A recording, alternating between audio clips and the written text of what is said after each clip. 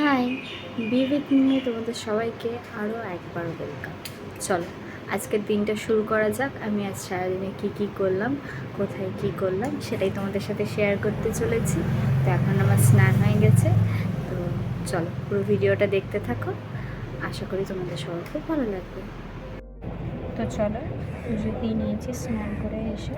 আর যেহেতু সম্ভব বাবার মাথায় একটু জল দিয়ে বাবাকে একটু সুন্দর করে সাজিয়ে দিলাম, আর মিষ্টি আর দিলাম, জল দিলাম। তো আজকে লাঞ্চে ছিল ভাত আর সোয়াবিন আলুর তরকারি।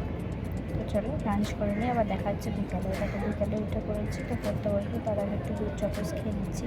এই জিনিসটা খেতে আমার খুব ভালো লাগে, ইদানিং এটা খুব ফেভারিট হয়েছে। তো চলো, তো সামনে সেমিস্টার, তো একটু পড়াশোনা করে নেওয়া যায়।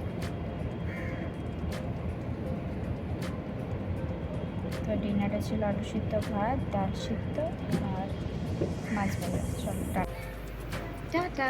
আজকে ব্লগটা এইটুকুই, দেখা হবে অন্য একটা ভিডিওতে। একটু লাইক আর কমেন্ট আর সাবস্ক্রাইবটা করে দিও। বাই বাই, সবাই ভালো থেকো, সুস্থ থেকো।